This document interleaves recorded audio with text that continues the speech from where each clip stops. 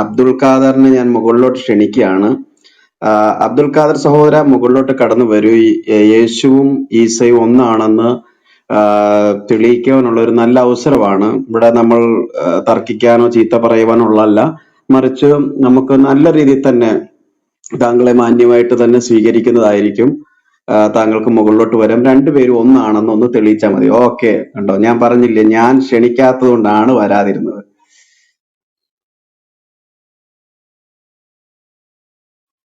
Okay, Abdul കേക്കാവോ ഞാൻ പറയുന്നത്? നന്നായിട്ട് കേൾക്കാം. ഓക്കെ, നന്നായിട്ട് കേട്ടല്ലോ, അത് മതി. ഓക്കെ, ഈസയും യേശു ഒന്നാണെന്ന് ഒരു മിനിറ്റ് അബ്ദുൾ കേക്ക് സൗര വീട്ടിലോട്ട് കയറി വന്നിട്ട് നേരെ അടുക്കളയിലോട്ട് കയറാം, പറയുന്നൊന്ന് കേട്ടെ. ഈ ഈസയും യേശുവും, നമുക്കറിയാം. എന്റെ പൊന്നു ചങ്ങാതി, നിങ്ങൾ എല്ലാവരും എന്താ ഒരേ കമ്പനിയിൽ നിന്നാണ് ഇറങ്ങുന്നത്? ഒന്ന് കേക്ക് പറയുന്നത്. ആദ്യം ഒരാൾ പറയുന്നത് ശ്രദ്ധിച്ച് കേക്ക് അബ്ദുള്ള. അത്ര ആവേശം കാണിക്കണ്ട, നമുക്ക് ആവേശം അറിവ് പകരുന്നിടത്ത് കാണിച്ചാൽ മതി.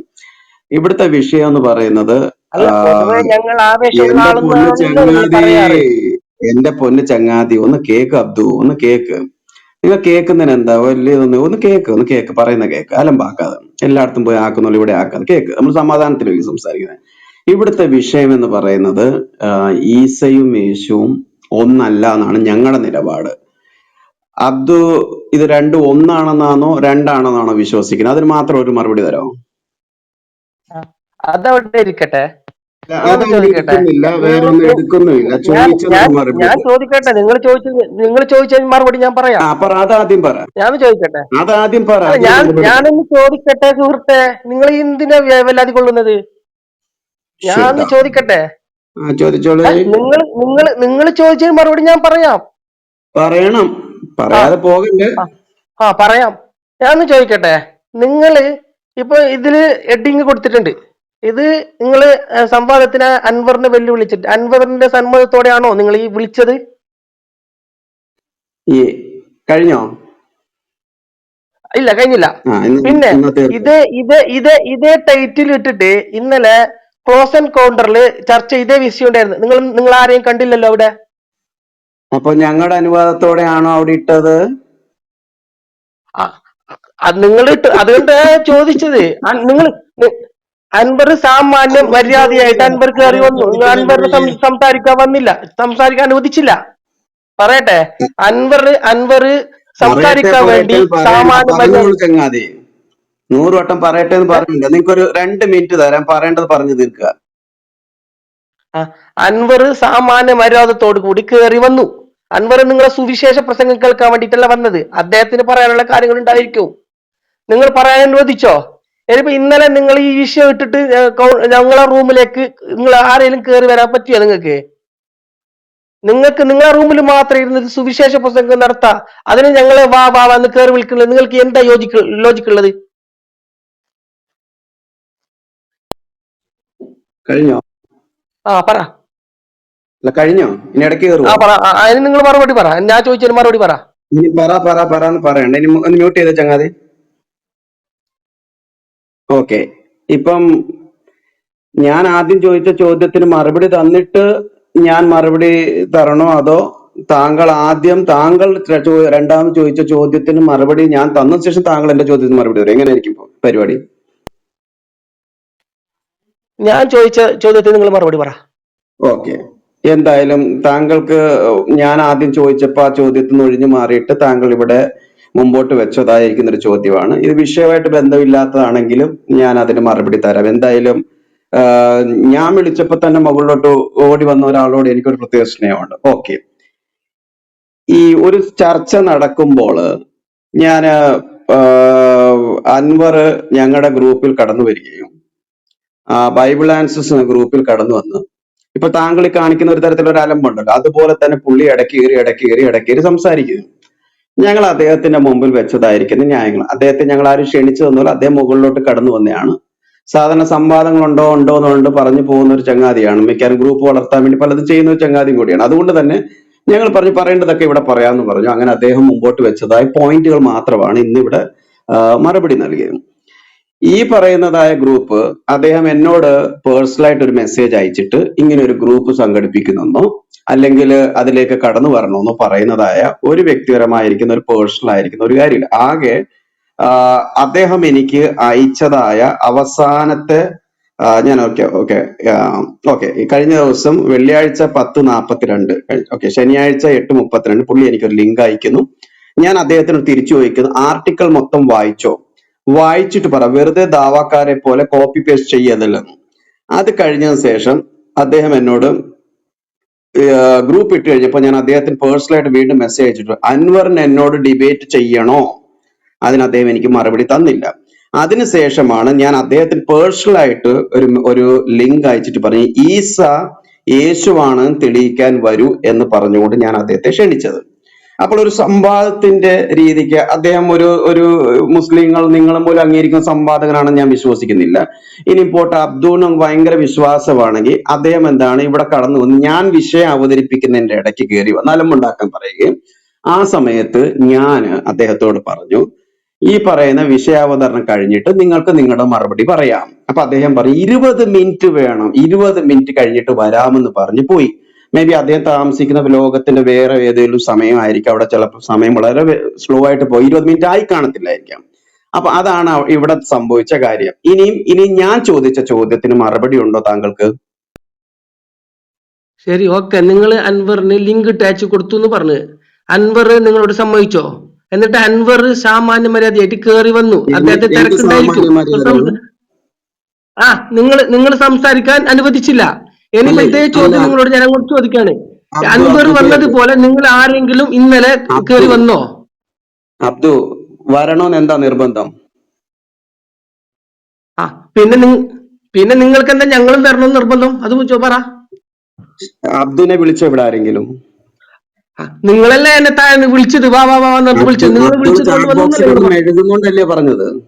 അങ്ങനെ അബ്ദു കിടന്ന് ചാറ്റ് ബോക്സിൽ കിടന്ന് തകർത്ത് വാരുന്നതുകൊണ്ടല്ലേ മുകളിലോട്ട് ക്ഷണിച്ചത്? ചാറ്റ് ബോക്സിൽ നിങ്ങളെ സുവിശേഷം കേട്ടത് കൊണ്ടല്ലേ ഞാൻ അങ്ങനെ ഇട്ടത്. എന്താണ് സുവിശേഷം? നിങ്ങളെ നന്നായിട്ടുണ്ട് നിങ്ങളെ സുവിശേഷം. അല്ല, എന്താ സുവിശേഷം? നന്നായിട്ടുണ്ട്. എന്താണ് ചങ്ങാതി സുവിശേഷം? അത് സ്വയം വിലയിരുത്തിയാ മതി. ഞാൻ വിലയിരുത്താൻ ചങ്ങാതി, ഞാൻ സ്നേഹത്തോട് താങ്കളോട് ചോദിക്കുകയാണ്, അബ്ദു എന്താണ് സുവിശേഷം? നിങ്ങൾ കുഴപ്പമില്ല, നിങ്ങൾ നേരത്തെ എന്നോട് ചോദിച്ചില്ല, നിങ്ങളൊരു ചോദ്യം ചോദിച്ചില്ല.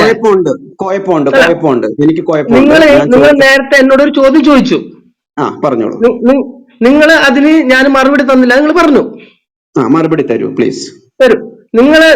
നിങ്ങളെ ചോദ്യം യേശുവും ഈസയും ഒന്നാണോ എന്നുള്ളതാണ് നിങ്ങളെ ചോദ്യം. അതെ അതെ അതെ. അതിന് ഞങ്ങൾക്ക് സംശയമില്ല. എന്ത് സംശയമില്ല? ഒന്നാണ് എന്നുള്ളതിന് സംശയമില്ല. ഇപ്പൊ താങ്കൾ അത് ഒന്നാണെന്നാണോ വിശ്വസിക്കുന്നത്? ഞങ്ങൾ ഒന്നാണെന്നാണ് വിശ്വസിക്കുന്നത്. താങ്കൾക്ക് ഒരു 5 ഞാൻ പറഞ്ഞല്ലോ, ഞാൻ എന്റെ മറുപടി പറഞ്ഞല്ലോ. സഹോദര പ്ലീസ്, അൻവറിന്റെ അപ്പോസ്റ്റലിനായിട്ട് ഇവിടെ വന്ന സ്ഥിതിക്ക് താങ്കൾ ഞാൻ പറയുന്നത് കേക്ക്. താങ്കൾക്ക് ഒരു 5 മിനിറ്റ് ഞാൻ സമയം തരാം. 5 മിനിറ്റിന്റെ അകത്ത് രണ്ടും ഒന്നാണ് എന്നതിന് താങ്കൾ ഞാൻ എന്റെ പ്രബന്ധം, എന്റെ വിഷയാവതരണം റിഫ്യൂട്ട് ചെയ്യാൻ പറയുന്നില്ല.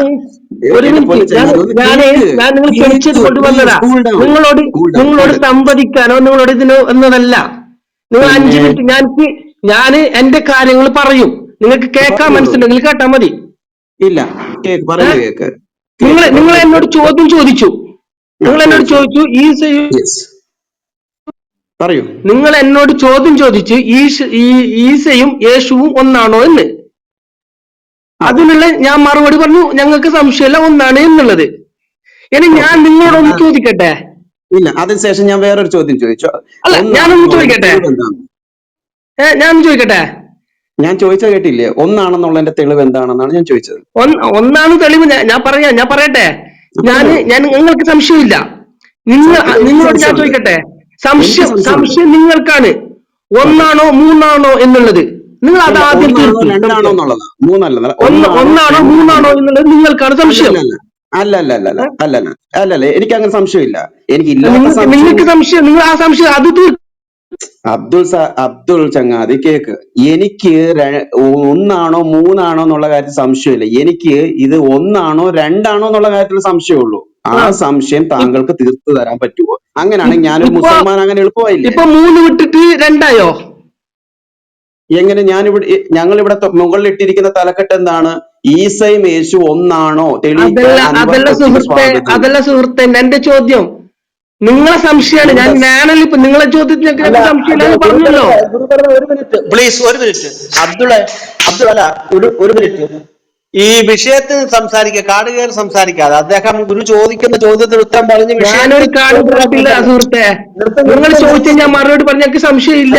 അല്ല, താങ്കൾ പറയുന്ന വിഷയം ഇവിടെ ചർച്ച ചെയ്യുന്ന വിഷയമല്ല. ഇവിടുത്തെ ടോപ്പിക്കിൽ നിന്ന് സംസാരിക്കുക. ഇനി താങ്കൾ അലപ്പുണ്ടാക്കാൻ പുറത്താക്കും, ഒരു ദാക്ഷിണ്യമില്ല. വിഷയത്തിൽ നിന്ന് സംസാരിക്കും. ചോദ്യത്തിന് കൃത്യമായ ഉത്തരം പറയാം, വിഷയത്തിൽ ഞാൻ ചോദ്യത്തിന് മറുപടി നിങ്ങൾ തെളിക്കുന്നു പറയാൻ വേണ്ടിട്ട് നിങ്ങളോട് ഞാൻ സമ്മതിക്കാൻ വേണ്ടി വന്നതല്ല. നിങ്ങൾ എന്നെ ഇൻവിറ്റ് ചെയ്തത് കൊണ്ട് ഞാൻ കയറി വന്നു. അതെ, വന്നല്ലോ. നിങ്ങൾക്ക് എന്നോട് ചോദിക്കാനുണ്ടെങ്കിൽ ഞങ്ങൾക്ക് അങ്ങോട്ട് ചോദിക്കാനുണ്ട്. അബ്ദുൾ ഭായ് ശ്രദ്ധിച്ചു കേക്ക്. അബ്ദുൾ ഭായ്, താങ്കൾ ഞങ്ങളുടെ ക്ഷണം സ്വീകരിച്ചു വന്നു. അതിൽ ഞങ്ങൾ വളരെ വളരെ നന്ദി പറയുകയാണ്. പക്ഷെ ഞാൻ ഒരു മിനിറ്റ് സഹോദര കേക്ക്. ഞാൻ താങ്കളെ എന്റെ വീട്ടിലേക്ക് വിളിച്ച് താങ്കളെ ക്ഷണിക്കുമ്പോൾ താങ്കളെ ക്ഷണം സ്വീകരിക്കാന്നുള്ള, അല്ലാതെ എന്റെ വീട്ടിലേക്ക് വന്നിട്ട് അവിടെ ഉള്ള സാധനങ്ങൾ അടിച്ചു പൊട്ടിക്കുകയോ അല്ലെങ്കിൽ താങ്കളുടെ ഇഷ്ടത്തിന് കാര്യങ്ങൾ ചെയ്യണമെന്ന് നടക്കുന്ന കാര്യമാണോ? അല്ല. അപ്പൊ ഇവിടെ ഒരു ചർച്ച നടക്കുകയാണ്. ആ ചർച്ചയുടെ പ്രധാനപ്പെട്ട വിഷയം ഈ ഈസയും യേശു ഒന്നല്ല എന്നാണ് ഞങ്ങളുടെ നിലപാടെന്ന് ഞാൻ പറഞ്ഞു. അതോടുള്ള ബന്ധത്തിൽ ഞാൻ വിഷയം അവതരിപ്പിച്ചു. താങ്കൾക്ക് ആ വിഷയത്തോടുള്ള ബന്ധത്തിൽ എന്തെങ്കിലും പറയുവാനുണ്ടെങ്കിൽ അത് കേൾക്കാൻ വേണ്ടിയാണ് കൂടിയാണ് ഞങ്ങൾ നിൽക്കുന്നത്. അപ്പൊ ഈ മുസ്ലിങ്ങളുടെ ഗ്രൂപ്പിൽ വന്ന ക്രൈസ്തവർക്ക് ഇതുപോലെ അവസരം കിട്ടാറില്ല. അതുകൊണ്ട് തന്നെയാണ് ഞാൻ പറയുന്നത്. താങ്കൾ പറഞ്ഞു രണ്ടല്ല ഒന്നാണ്. അപ്പൊ ഞാൻ ഒരു 5 മിനിറ്റ്, 5 അല്ല 10 മിനിറ്റ് വേണമെങ്കിൽ എടുത്തോ, ഒരു 5 മിനിറ്റും കൂടെ കൂടുതൽ തരികയാണ്. ഏതായാലും താങ്കൾ എന്റെ ക്ഷണം സ്വീകരിച്ചു. കാര്യം സിജോ ക്ഷണിച്ചിട്ടോ മറ്റാരും ക്ഷണിച്ചിട്ടോ വരാൻ, ഞാൻ ക്ഷണിച്ചപ്പോ വന്നില്ലേ. അപ്പൊ ആ ഒരു പ്രയോറിറ്റി മനസ്സിൽ വെച്ചുകൊണ്ട് പറയാം, താങ്കൾക്ക് ഞാൻ 5 അല്ല 10 മിനിറ്റ് തരികയാണ്. ഈസയും യേശുവും ഒന്നാണ് എന്ന് തെളിയിക്കും. കാരണം ഇതിനകത്ത് ഭൂരിപക്ഷം ക്രൈസ്തവർ ഇരിപ്പുണ്ട്. വെറുതെ അൻവറിന് വേണ്ടി വെറുതെ ആ വിഷയം, ഈ വിഷയം, തക്കാളിയുടെ വിലയോ, നമ്മൾ എന്തിനാ അതൊക്കെ ചർച്ച ചെയ്യുന്നത്? നമുക്ക് ഇപ്പൊ ചർച്ച ചെയ്യേണ്ട വിഷയം ഈ ടൈറ്റിലിനോടുള്ള ബന്ധത്തിൽ അല്പം നീതി പാലിക്കും. അപ്പൊ താങ്കൾക്ക് 5 മിനിറ്റ് വേണോ 10 മിനിറ്റ് വേണോ, ഇത് രണ്ടും ഒന്നാണെന്ന് തെളിയിക്കാൻ അത്രയും ചെയ്താൽ മതി പ്ലീസ്. നിങ്ങളിപ്പോ പറഞ്ഞു വീട്ടിൽ വന്നിട്ട് ഞങ്ങള് പിന്നെ ഇറക്കി വിടുന്നത് ശരിയാണോന്ന്. വീട്ടിൽ കയറി വന്ന ആളെ ഇറക്കി ഓടിച്ചു വിട്ടത് ഇപ്പൊ കണ്ടത് നമ്മള്. നിങ്ങളെ മാന്യത ഒന്നും പറയരുത് നമ്മളോട്. നിങ്ങൾ ഓടിച്ചു വിട്ടതാണ്. സാമാന്യ അൻവറിനോട് സംസാരിക്കാൻ നിങ്ങൾ എന്തുകൊണ്ട് ക്ഷമ കാണിച്ചില്ല?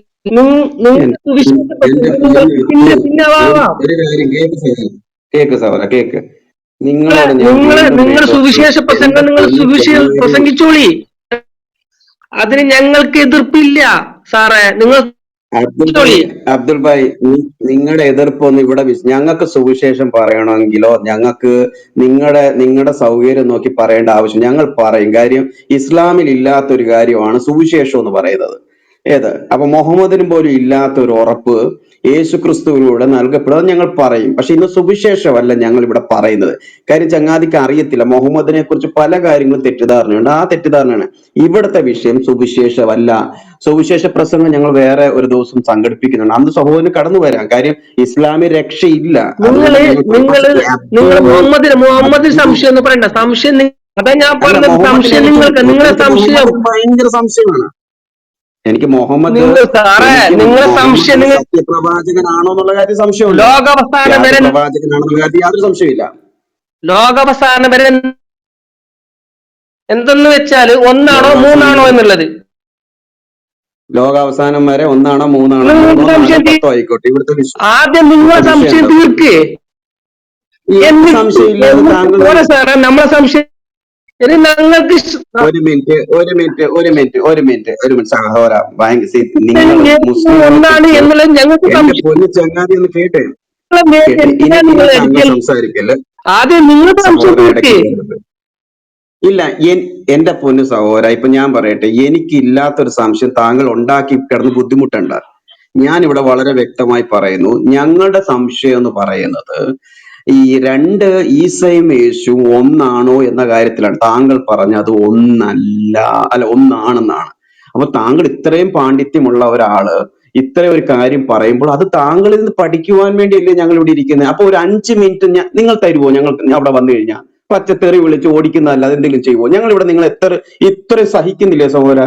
ഞാൻ പറയാത്ത കാര്യങ്ങൾ നിങ്ങൾ വീണ്ടും വീണ്ടും ആവർത്തിക്കുന്നു. ഞാൻ പറയുന്നു, താങ്കൾക്ക് ഈ വിഷയത്തോടുള്ള ബന്ധത്തിൽ എന്തെങ്കിലും പറയാനുണ്ടെങ്കിൽ പറയുക, അല്ലെങ്കിൽ ഞാൻ ക്ഷണിച്ചതുപോലെ തന്നെ താങ്കളെ താഴോട്ട് വിടുകയാണ്. പോകാൻ ബുദ്ധിമുട്ടുണ്ടെങ്കിൽ ഞാൻ തന്നെ ഓട്ടോ വിളിച്ച് താഴോട്ട് വിടാം. ഞാൻ ചോദിക്കട്ടെ, നിങ്ങൾ നമ്മളെ ഗ്രൂപ്പിൽ വന്നിട്ട് നിങ്ങൾ ആരാ ഓടിച്ചു വിടുന്നത്? നിങ്ങൾ മാന്യമായിട്ട് സംവദിക്കുന്ന ആരാ ഓടിച്ച് നിങ്ങളെ ഏത് നിങ്ങൾ ഓടിച്ചു ഗ്രൂപ്പാണ് വിടൂല. അബ്ദുന്റെ ഏത് ഗ്രൂപ്പാ? ഇപ്പൊ നിങ്ങളാണ് അൻവറിനെ ഓടിച്ചു വിട്ടത്. അബ്ദു ഏത് ഗ്രൂപ്പാണ് അബ്ദുന്റെ? അബ്ദുൾ ഒരു സെക്കൻഡ്. അബ്ദുള് ഇവിടെ ഇപ്പൊ ഗുരു ബ്രദർ പറഞ്ഞ എന്തുവാ, 20 മിനിറ്റ് കഴിഞ്ഞ് വരും എന്ന് പറഞ്ഞിട്ടാണ് അൻവർ പോയതെന്ന്. മലയാളം മനസ്സിലാവുക അബ്ദുളിന്? 20 നന്നായിട്ട് മിനിറ്റ് അറിയാം. എന്നുള്ളത് 1.5 മണിക്കൂർ. പിന്നെ ഓടിച്ചു വിട്ടത് എന്ത് പറയുന്നതിന്റെ ഉത്തരവ് എന്താ? നിങ്ങൾ ഈ മുസ്ലിങ്ങൾക്കുള്ള കുഴപ്പം എന്തെന്നറിയോ? ഒന്നെന്ന് പറഞ്ഞ ഒന്നെന്ന് കേൾക്കത്തില്ല, 100 കേൾക്കത്തുള്ളൂ. ഇവിടെ വളരെ കൃത്യമായിട്ട് പറഞ്ഞു, 20 മിനിറ്റ് കഴിഞ്ഞ് വരും, അദ്ദേഹത്തിനെ കാത്തിരിക്കുക. ഓടിച്ചു വിട്ടായിരുന്നു. അതിന്റെ അർത്ഥം എന്ത്? അൻവറിന് നിങ്ങൾ സുവിശേഷ പ്രസംഗം പോയത് സമയം ഉണ്ടാവില്ല. ഒരു സുവിശേഷ പ്രസംഗമാണെന്നോ തുടങ്ങി പോലും ഇല്ല, അതിനു മുമ്പാ പോയത്. ഇവിടെ കേട്ടായിരുന്നു ഇവിടെ എന്ത് സംഭവം നടന്നെന്ന്. ഓക്കെ കിബോർ ബ്രദറെ ഒരു സെക്കൻഡ്. എന്തായാലും സുവിശേഷ പ്രസംഗം എന്ന് പറയുന്നുണ്ട്. എന്തായാലും അബ്ദുൾ ഇനി ഇവിടെ ഇരിക്കുമല്ലോ, ഇനി സുവിശേഷം കേൾക്കുക.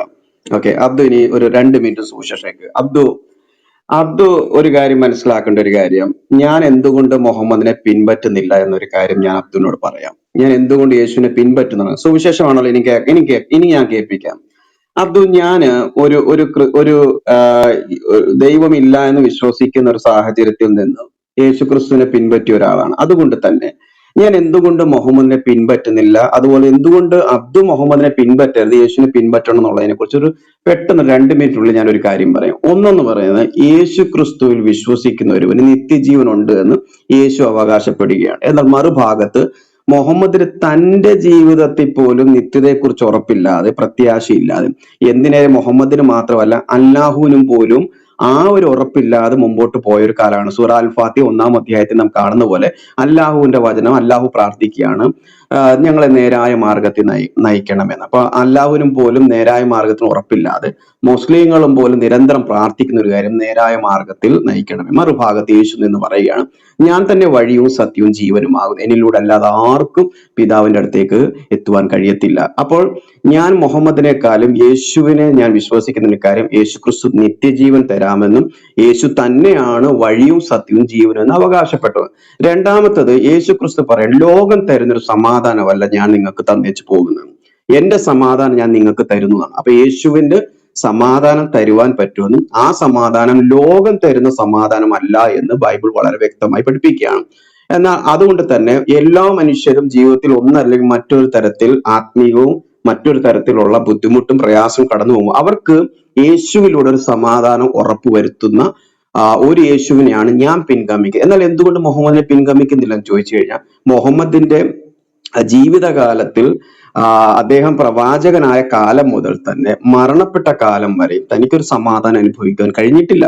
അത് മാത്രമല്ല, മരിച്ചതിന് ശേഷവും നിങ്ങളെപ്പോലുള്ള 1000കണക്കിന് കോടിക്കണക്കിന് മുസ്ലിങ്ങൾ ഇരുന്നു കൊണ്ട് അദ്ദേഹത്തിന്റെ പേര് എഴുതിയാലും അദ്ദേഹത്തിന്റെ പേര് ഉച്ചരിച്ചാലും അല്ലാഹുവിന്റെ എല്ലാ പ്രവാചകന്മാർക്കും ഒരേ ഗതികേടെന്ന് പറയുന്നത് എന്താണ്?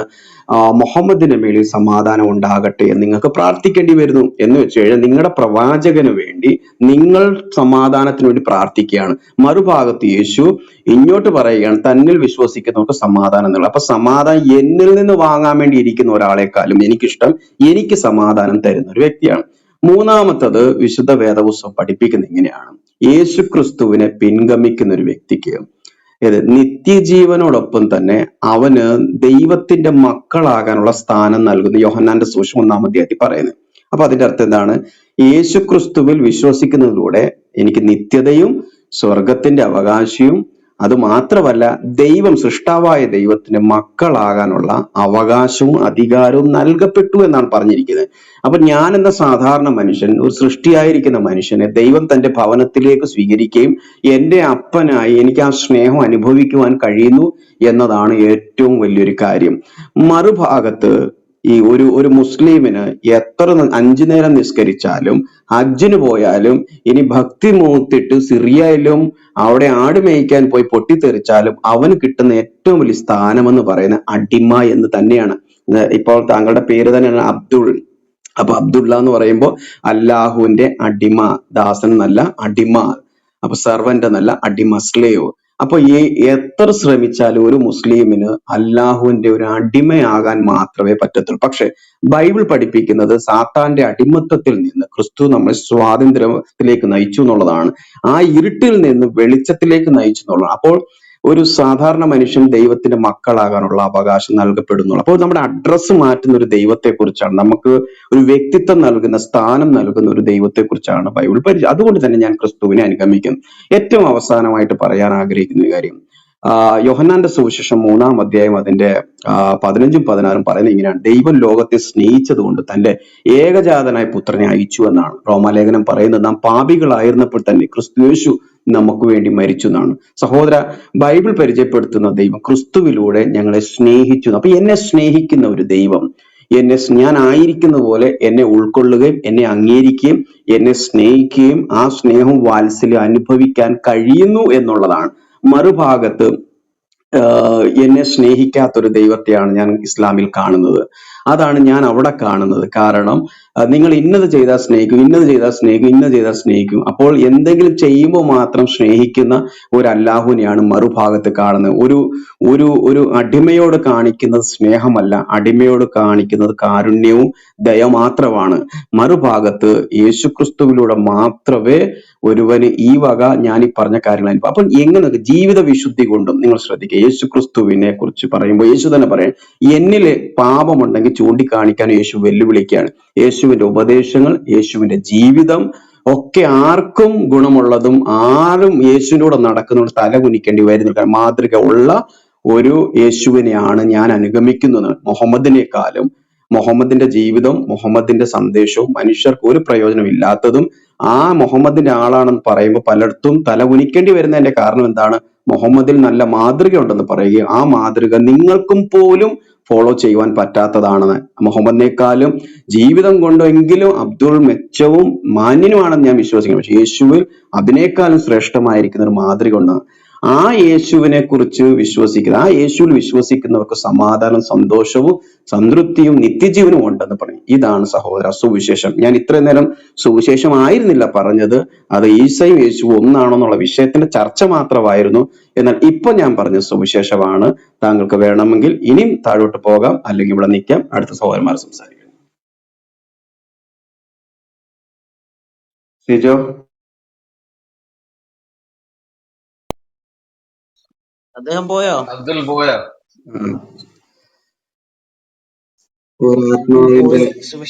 ഒരാത്മാവിന്റെയും നഷ്ടത്തിൽ എനിക്കിനി ബാധ്യതയില്ല. ഓക്കെ, ഞാൻ പിന്നെ സഹോദരന്മാർ സംസാരിച്ചു. ഓക്കെ, എന്തായാലും അബ്ദുള്ള, നമ്മുടെ അൻവർ വന്നില്ല, അതിന് പകരം അബ്ദുള്ള വന്നിട്ട് അബ്ദുള്ള അവസാന സുവിശേഷം കേൾക്കാനുള്ള ഒരു സഹിഷ്ണുത അബ്ദുള്ള കാണിച്ചല്ലോ. എന്താണ് സുവിശേഷം എന്നുള്ളത് അബ്ദുള്ള ഇപ്പൊ മനസ്സിലായിട്ടുണ്ടാവും എന്നുള്ളതാണ് എനിക്ക് മനസ്സിലാവുന്നത്. ഇവിടെ ഈസയും യേശുവും ഒന്നല്ല എന്നുള്ള കാര്യം വളരെ കൃത്യമായിട്ട് നമ്മളിവിടെ പറഞ്ഞു. രണ്ടാമതായിട്ട് ഖുറാനിലെ ഈസ മുഹമ്മദിനേക്കാളും അള്ളാഹുവിനേക്കാളും ശ്രേഷ്ഠനാണ്. ഇവൻ ദോ ഖുറാനിലെ ഈസ ഒരു മിത്തിക്കൽ കഥാപാത്രമാണ്. ഗോസ്പൽ ഓഫ് ഇൻഫാൻസി ഗോസ്പൽ തോമസി എന്നൊക്കെ എടുത്തിട്ടുള്ള 2-ാം നൂറ്റാണ്ടിൽ എഴുതപ്പെട്ട നോസ്റ്റിക് ഇൻഫ്ലുവൻസ് ഉള്ള കൃതി ആണ് ഇൻഫാൻസി ഗോസ്പൽ ഓഫ് തോമസ്. അത്തരം പുസ്തകങ്ങളിൽ നിന്ന് എടുത്തിട്ടുള്ള ഈസയുടെ കഥകൾ നമുക്കറിയാം. പക്ഷിയെ ഉണ്ടാക്കി പറത്തിവിട്ട് തൊട്ടിലിൽ കിടന്ന് സംസാരിച്ചു എന്നൊക്കെ പറയുന്ന കഥകൾ കോപ്പിയടിച്ചേക്കുന്ന. അപ്പൊ ഈ കഥകൾ ഉള്ള ഖുറാനിലെ ഈസ പക്ഷെ മുഹമ്മദിനേക്കാളും ശ്രേഷ്ഠനാണ്, അള്ളാഹുവിനേക്കാളും ശ്രേഷ്ഠനാണ്. ഈസയ്ക്ക് കൊടുത്തിരിക്കുന്ന പേരുകള്, ഈസയുടെ പ്രവൃത്തികള്, അത് ജാക്കോബാസൂടെ പറഞ്ഞു. എന്തുകൊണ്ടാണ് നമ്മൾ ഇതിനെ തള്ളിക്കളയുന്നത്? ഖുറാനിലെ ഈസ മിത്തിക്കൽ കഥാപാത്രം തള്ളിക്കളയാൻ കാരണം എന്താ? ഖുറാനിലെ ഈസയെ എടുത്തിരിക്കുന്നത് നമുക്ക് ഒരിക്കലും അംഗീകരിക്കാൻ പറ്റാത്ത കൃതികളിൽ നിന്നാണ്. ഗോസ്പൽ ഓഫ് തോമസ്, അതുപോലെ ഇൻഫാൻസി ഗോസ്പൽ ഓഫ് തോമസ് ഒക്കെ നമ്മൾ തള്ളിക്കളയാനുള്ള കാരണം എന്താ? നോസ്റ്റിക് ഇൻഫ്ലുവൻസ്, ജ്ഞാനമതത്തിന്റെ ഇൻഫ്ലുവൻസ് ഉള്ള കൃതികളാണ്. എന്താണ് ജ്ഞാനമതം? 1-ാം നൂറ്റാണ്ടിൽ തുടങ്ങി 2-ാം നൂറ്റാണ്ടിൽ വളർന്ന് പന്തലിച്ച ജ്ഞാനമതം. ജ്ഞാനത്താലാണ് രക്ഷയെന്ന് പഠിപ്പിച്ച ദൈവം സുപ്രീം ബീയിങ് ആണ്. ദൈവത്തിന് ഒരിക്കലും പ്രപഞ്ചത്തിലേക്ക് വരാൻ കഴിയത്തില്ല. അങ്ങനെ വന്നാൽ ദൈവവും പാപമയനായി തീരും എന്നായിരുന്നു അവരുടെ പഠിപ്പിക്കല്. യേശുവൊക്കെ ഇതിന്റെ ഇടയിലുള്ള ഒരു ലഘു ദൈവമായിട്ടൊക്കെയാണ് അവർ കണ്ടിരുന്നത്. പിന്നീട് ക്രിസ്തീയ വിശ്വാസം ഇതിനോട് കൂട്ടിച്ചേർത്തപ്പോ അങ്ങനെയുള്ള ഒരു പുസ്തകത്തിൽ നിന്ന് 2-ാം നൂറ്റാണ്ടിൽ എഴുതപ്പെട്ട ഒരു പുസ്തകത്തിൽ നിന്ന് കോപ്പി അടിച്ചുണ്ടാക്കിയേക്കണ സ്റ്റോറിയാണ് ഈസയുടെ. അപ്പൊ നിങ്ങൾ ചിലർ ചോദിക്കുക, എന്തുകൊണ്ട് ഈ തോമസിന്റെ സുവിശേഷം നിങ്ങൾ തള്ളിക്കളയുന്നു എന്നൊരു ചോദ്യം വരാം. തോമസിന്റെ സുവിശേഷത്തിൽ പറയുന്ന ചില കാര്യങ്ങൾ ഏകദേശം 114 സെയിൻസ് ഉണ്ട്. ഞാനത് എല്ലാം തന്നെ നോട്ട് ചെയ്തിട്ടുണ്ട്. അപ്പൊ എല്ലാം തന്നെ ഞാൻ പറഞ്ഞു വെച്ച് നോട്ട് ചെയ്തിട്ടുണ്ട്. അതിൽ പറയുന്ന ചില കാര്യങ്ങൾ നിങ്ങൾ ശ്രദ്ധിച്ചു. തോമസിന്റെ സുവിശേഷത്തിന്റെ വ്യാഖ്യാനത്തെ കണ്ടെത്തുന്നവൻ മരിക്കയില്ല എന്നാണ് തോമസിന്റെ സുവിശേഷം പറയുന്നത്. എന്ന് മാത്രമല്ല, മനുഷ്യൻ നശിപ്പിക്കപ്പെട്ട് മനുഷ്യൻ തിന്നിട്ട് മനുഷ്യനായി തീരുന്ന സിംഹം അനുഗ്രഹിക്കപ്പെടും. അതുപോലെ തന്നെ സിംഹം തിന്ന മനുഷ്യൻ ശപിക്കപ്പെട്ടവൻ സിംഹം മനുഷ്യനായി തീരും. അതുപോലെ തന്നെ സ്ത്രീയിൽ നിന്ന് ജനിക്കാത്തവനെ നിങ്ങൾ കണ്ടെത്തിയാൽ അവനെ നിങ്ങൾ ആരാധിക്കണം, അവനാണ് നിങ്ങളുടെ പിതാവ്. ഇങ്ങനെയുള്ള സെയിങ്സ് ആണ്, വചനങ്ങളാണ് ഗോസ്പൽ ഓഫ് തോമസിലുള്ളത്. ഈ ഗോസ്പൽ ഓഫ് തോമസും അതുപോലെ തന്നെ ഇൻഫാൻസി ഗോസ്പൽ ഓഫ് തോമസും പോലുള്ള നോസ്റ്റിക് ഇൻഫ്ലുവൻസ് ആയിട്ടുള്ള ജ്ഞാനമതത്തിന്റെ ഇൻഫ്ലുവൻസ് ഉള്ള കൃതിയിൽ നിന്നാണ് ഈസയുടെ കഥ കോപ്പി അടിച്ചേക്കുന്നത്. അപ്പൊ ഈസയെ നമ്മൾ അംഗീകരിക്കേണ്ട കാര്യമുണ്ടോ? യാതൊരു കാര്യമില്ല. തൊട്ടിയിൽ കിടന്ന് സംസാരിച്ച ഈസ, പക്ഷി ജീവൻ കൊടുത്ത് പറത്തിവിട്ട ഈസ, അത് ഖുറാൻ കോപ്പി അടിച്ചുണ്ടാക്കിയേക്കുന്നതാണ്. ബൈബിളിലില്ല. ബൈബിളിലുള്ളത് യേശുക്രിസ്തുവാണ്. യേശുക്രിസ്തുവിന്റെ ജനനം, ജീവിതം, മരണം, അടക്കം, ഉയർത്തെഴുന്നേൽപ്പ്, ഇതൊക്കെ നമ്മൾ എന്ത് ചെയ്തു? ചിന്തിച്ചു. ഞാനിപ്പോ ഇത് ഇങ്ങനെ പറഞ്ഞു വന്നപ്പോ ചിന്തിക്കുകയായിരുന്നു, നമ്മുടെ ശ്രീമതി ടീച്ചർ ജലീല് പ്രസംഗിക്കാൻ എഴുന്നേറ്റപ്പോ ഇയാള് നമ്മളെ കുഴപ്പത്തിലാക്കും എന്ന് പറഞ്ഞ പോലെയാണ് സത്യത്തില് ഖുറാന്റെയും മുഹമ്മദിന്റെ അള്ളാഹുവിന്റെ അവസ്ഥ. ഈ തോമസിന്റെ സുവിശേഷവും ഒക്കെ ഇവരെ കുഴപ്പത്തിലാക്കും. ആ കുഴപ്പത്തിലാക്കണ കാര്യമാണ് ഇവിടെ അബ്ദുള്ളയും അൻവറൊക്കെ വന്ന് ഇവിടെ പറയുന്നത്. എന്നാൽ യേശുക്രിസ്തുവിനെ ഈസയുമായിട്ട് യാതൊരു കണക്ഷനും ഇല്ല. യേശുക്രിസ്തു ആരാണ്? ചരിത്ര പുരുഷനാണ്. എന്തുകൊണ്ടാണ് നമ്മൾ അങ്ങനെ വിശ്വസിക്കുന്നത്? യേശുവിനെ കുറിച്ച് എഴുതിയിരിക്കുന്ന 4 സുവിശേഷങ്ങൾ ദൃക്സാക്ഷികളാണ് എഴുതിയിട്ടുള്ളത്, അല്ലെങ്കിൽ ദൃക്സാക്ഷികളിൽ നിന്ന് വിവരങ്ങൾ ശേഖരിച്ചവരാണ് എഴുതിയിട്ടുള്ളത്. AD 60 സുവിശേഷങ്ങൾ എഴുതി തുടങ്ങിയിട്ടുണ്ട്. 60 മുതൽ 70 വരെയുള്ള കാലയളവിലാണ് സുവിശേഷങ്ങൾ എഴുതി പൂർത്തിയാക്കപ്പെട്ടത്. AD 60 മുതൽ 100 വരെയുള്ള കാലയളവിലാണ് സുവിശേഷങ്ങൾ എഴുതി പൂർത്തിയാക്കിയത്. ഈ 4 സുവിശേഷങ്ങൾ 2 പേര് ഐ വിറ്റ്നസസ് ആണ്. 2 പേര് ഐ വിറ്റ്നസസിൽ നിന്ന് വിവരങ്ങൾ ശേഖരിച്ചവരാണ്. ഇതാണ് യേശുവിനെ കുറിച്ച് പറഞ്ഞിരിക്കുന്ന ജീവചരിത്രത്തിന്റെ ഉറവിടം. ഇനി ബൈബിളിന് പുറത്ത് യേശുവിനെ കുറിച്ച് പറഞ്ഞിട്ടുണ്ട്. അതിൽ പ്രമുഖനാണ് യേശുക്രിസ്തു. ചരിത്ര പുരുഷനാണെന്നുള്ളതാണ് ഞാൻ പറയുന്നത്. ഈസ ചരിത്ര പുരുഷനല്ല, മിത്തിക്കൽ കഥാപാത്രമാണ്. പക്ഷെ യേശുക്രിസ്തു ചരിത്ര പുരുഷനാണ്. അത് ബൈബിളിന് പുറത്ത് ടാസിറ്റസ് പറയുന്നത് ശ്രദ്ധിക്കുക. പൗരാണിക റോമിൽ ഏറ്റവും വലിയ ചരിത്രകാരനായിരുന്ന ടാസിറ്റസ്, അദ്ദേഹം 2 കൃതികളാണ് എഴുതിയിട്ടുള്ളത്. അനൽസ്, പഠിക്കാൻ താല്പര്യമുള്ളവർക്ക് പഠിക്കാം. അനൽസും അതുപോലെ തന്നെ ഹിസ്റ്ററീസും. അനൽസ് പറയുന്നത് ഒക്ടേവിയൻ സീസർ അഥവാ അഗസ്റ്റസിന്റെ മരണം മുതൽ നീറോയുടെ ആ സമയം വരെ, നീറോ ഭരിക്കുന്ന സമയം വരെയാണ് അനൽസിൽ പറയുന്നത്. രണ്ടാമത്തെ കൃതി ഹിസ്റ്ററീസിൽ പറയുന്നത് AD 68 നീറോയുടെ മരണശേഷം മുതൽ ആ കാലം മുതൽ ഡൊമീഷ്യൻ ചക്രവർത്തിയുടെ കാലം വരെയാണ്. ഡൊമീഷ്യന്റെ കാലം വരെ എന്ന് പറയുമ്പോൾ യോഹന്നാൻ അപ്പോസ്തലന്റെ കാലമാണ് ഈ ഡൊമീഷ്യന്റെ കാലം എന്ന് പറയുന്നത്.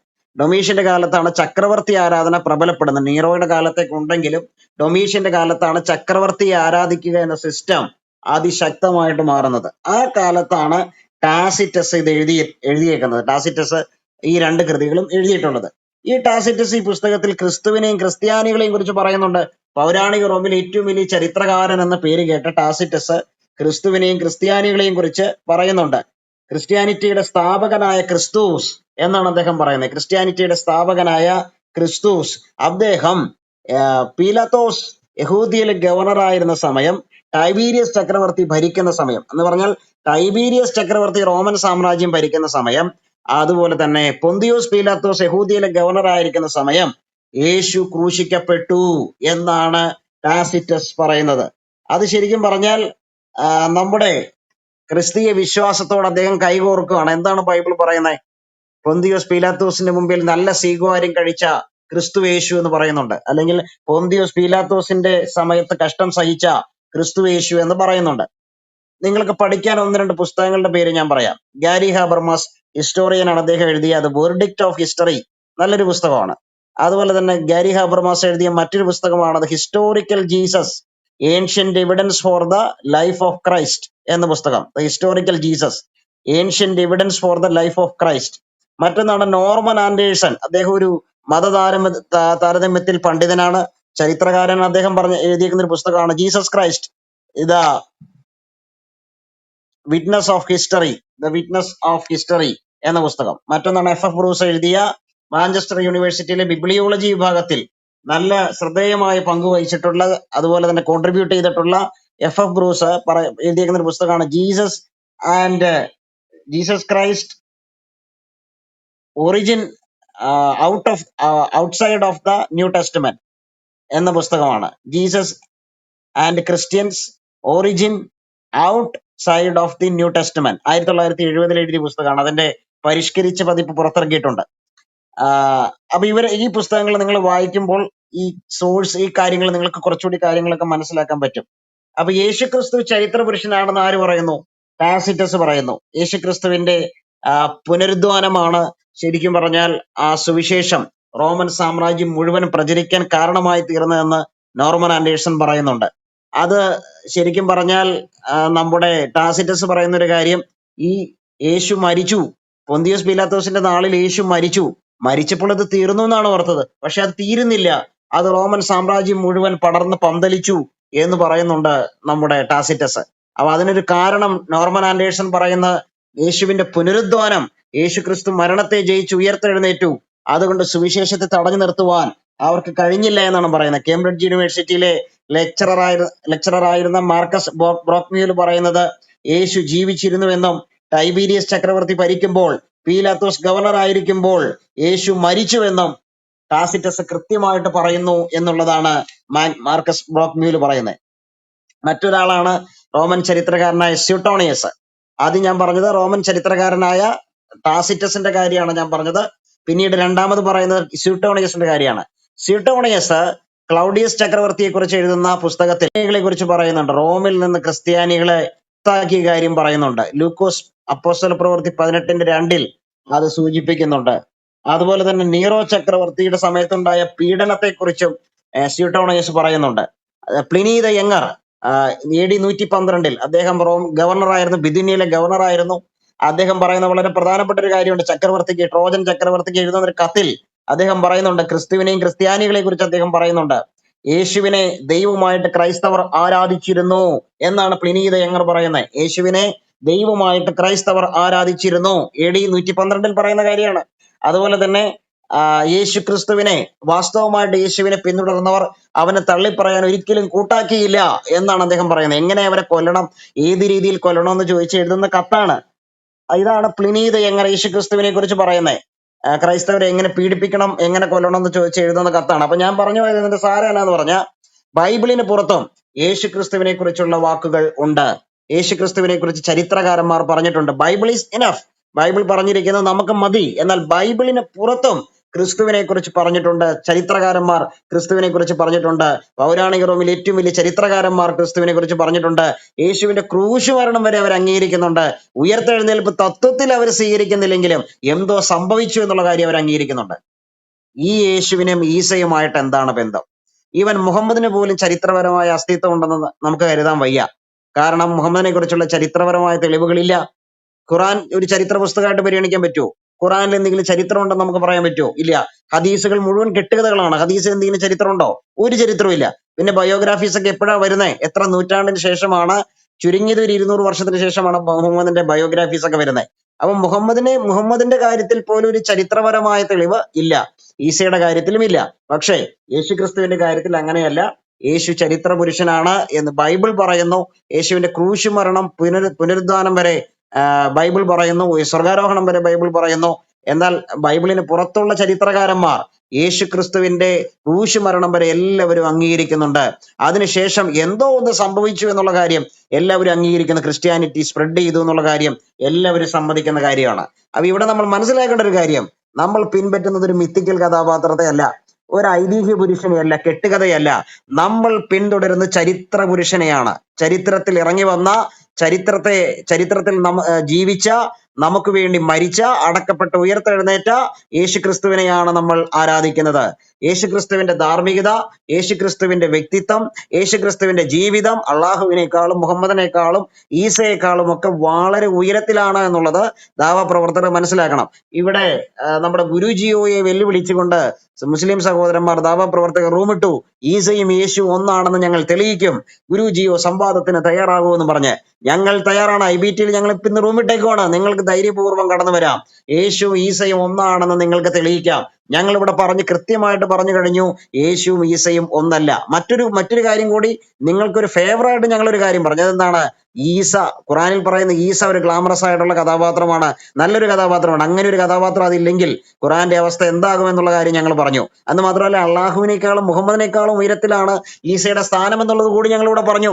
സത്യത്തിൽ മുഹമ്മദിന്റെ പേരല്ല നിങ്ങൾ പറയേണ്ടത് നിങ്ങളുടെ കലിമയിൽ, ഈസയുടെ പേരാണ് പറയുന്നത് കൂടുതൽ അഭികാമ്യം. ഇസ്ലാം സ്പ്രെഡ് ചെയ്യാൻ അത് ഉപകരിക്കപ്പെടും. ഈസയുടെ ധാർമ്മികതയും, ഖുറാനിലുള്ള ഈസയുടെ ധാർമ്മികതയും മുഹമ്മദിനേക്കാളും അള്ളാഹുവിനേക്കാളും ശ്രേഷ്ഠമാണല്ലോ, അതും നിങ്ങൾക്ക് ഗുണം ചെയ്യും എന്നുള്ള കാര്യം ഞങ്ങൾ പറഞ്ഞു. അവസാനമായിട്ട് ഞങ്ങൾ പറഞ്ഞു വയ്ക്കുന്നത്, യേശുക്രിസ്തു ചരിത്ര പുരുഷനാണ്. ലോകത്തിൽ വന്ന് ജനിച്ച് മരിച്ച് അടക്കപ്പെട്ട് ഉയർത്തെഴുന്നേറ്റ ക്രിസ്തുവിനെ കുറിച്ച് ബൈബിളിൽ മാത്രമല്ല, ബൈബിളിൽ പുറത്തും തെളിവുകളുണ്ട്. അവൻ ഞങ്ങൾ ആരാധിക്കുന്ന ക്രിസ്തു ആരെക്കാളും വലിയവനാണ്, ആരെക്കാളും ഉന്നതനാണ്.